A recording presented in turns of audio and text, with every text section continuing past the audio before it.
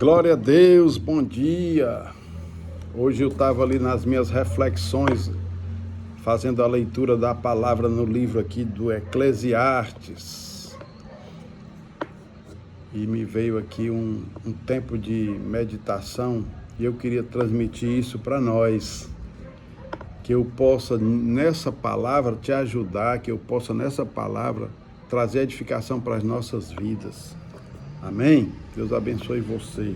Eclesiastes capítulo 9 diz assim: tenho refletido sobre todas estas coisas para chegar à seguinte conclusão: os justos e os sábios, com os seus feitos, estão nas mãos de Deus. E se é amor ou se é ódio que está à sua espera, isso ninguém sabe. Ninguém sabe o que vai acontecer.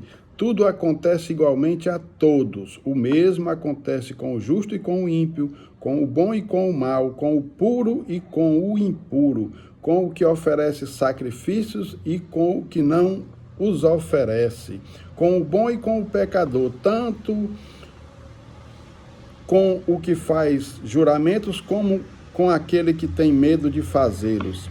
Este é o mal que há em tudo o que se faz debaixo do sol. A mesma coisa acontece com todos. Também o coração das pessoas está cheio de maldade, está cheio de loucura enquanto elas vivem. Depois rumo aos mortos. Para aquele que está entre os vivos há esperança, porque mais vale um cão vivo do que um leão morto. Porque os vivos sabem que vão morrer, mas os mortos não sabem nada e não têm nenhuma recompensa a receber, porque a memória deles jaz no esquecimento. Amor, ódio, inveja, para eles já não existem mais, eles estão afastados para sempre de tudo o que se faz debaixo do sol. Portanto, vá e coma com alegria o seu pão e beba com prazer o seu vinho, pois Deus já se agradou do que você faz. Que as suas vestes sejam sempre brancas e que nunca falte óleo sobre a sua cabeça. Aproveite a vida com a mulher que você ama todos os dias dessa vida fugaz que Deus lhes deu debaixo do sol, porque esta é a parte que lhe cabe nesta vida, pelo trabalho com que você se afadigou debaixo do sol.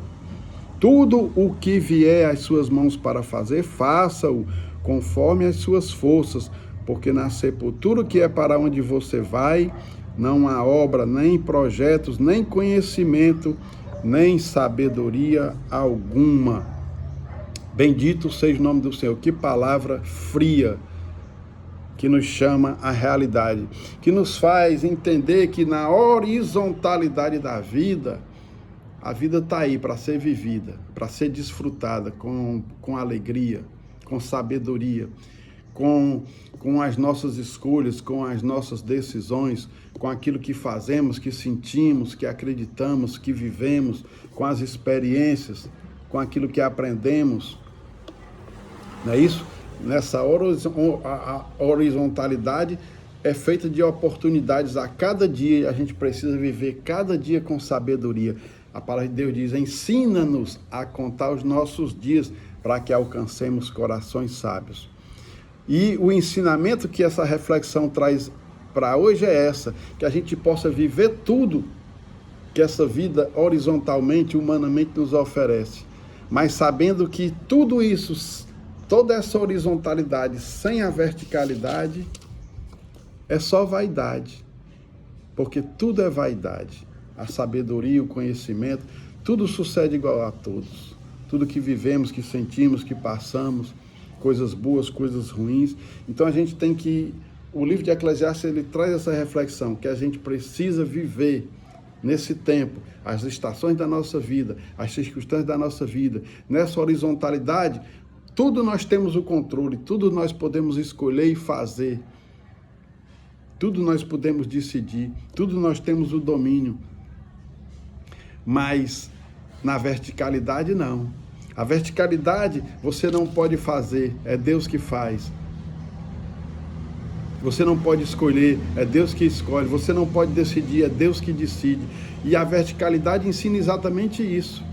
Que você viva a horizontalidade mas sabendo que existe uma verticalidade, que você precisa também olhar para o autor e consumador da sua fé, porque tudo aqui vai passar, mas o que vem do céu permanece para sempre. Então, é preciso a verticalidade, a horizontalidade nos ensina a viver a nossa humanidade, e a verticalidade nos ensina a viver a nossa espiritualidade. Nos ensina a esperar, confiar e depender de Deus. Porque tem coisas aqui que você controla, você domina, você escolhe. Mas tem coisas que você não tem esse poder. Porque Deus é soberano. E Ele nos colocou dentro do tempo, do espaço de um corpo que nos limita. A gente entender que há um propósito maior, que a gente viva esse propósito aqui com sabedoria.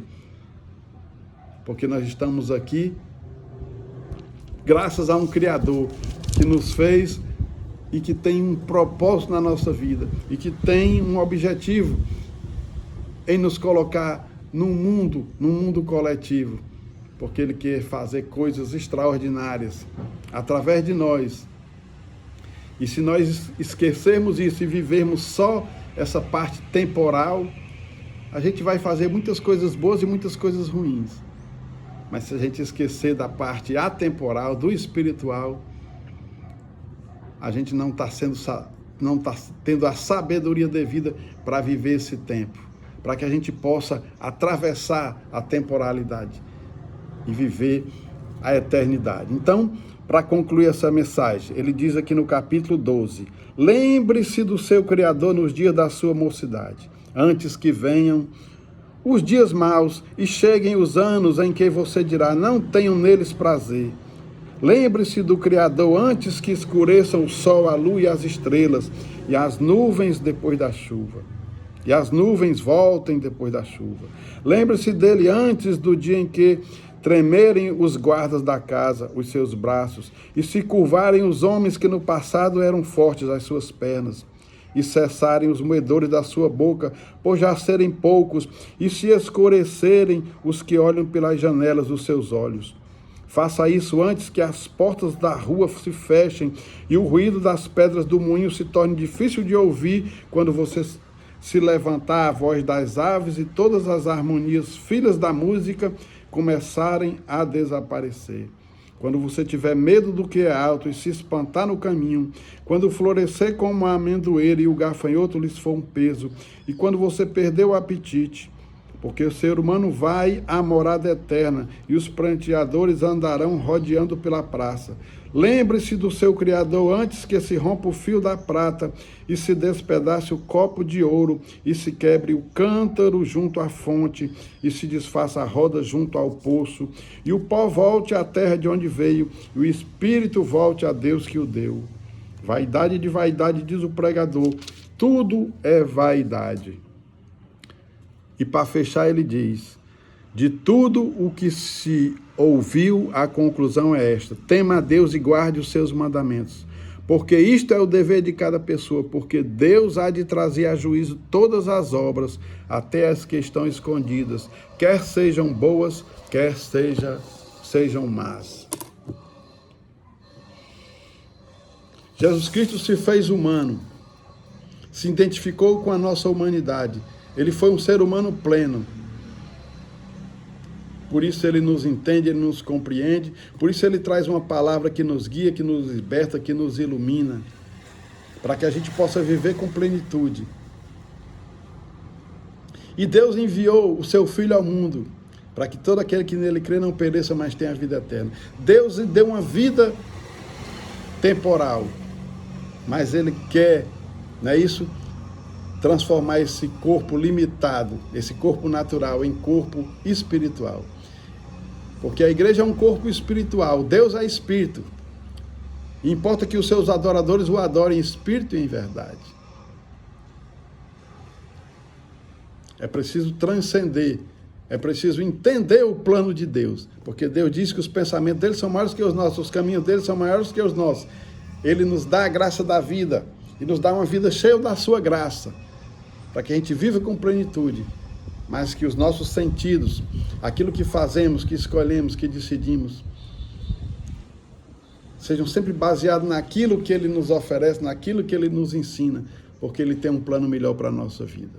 Não viva uma vida egoísta, pensando só em si, pensando só em consumir, pensando só nos prazeres, porque tudo isso é vaidade, tudo isso vai passar.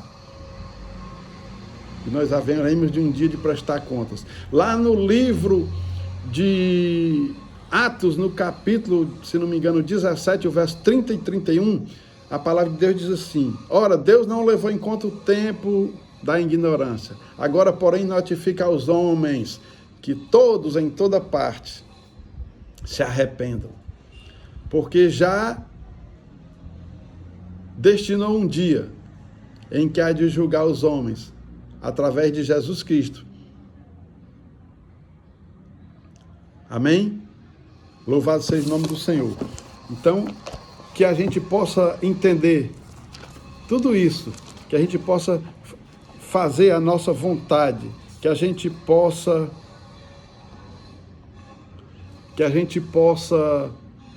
fazer escolhas, que a gente possa se alegrar, que a gente possa viver, que a gente possa se relacionar, mas que tudo isso que a gente escolhe fazer aqui, Deus esteja sempre do nosso lado, Deus esteja sempre no nosso foco, na nossa mente, no nosso coração.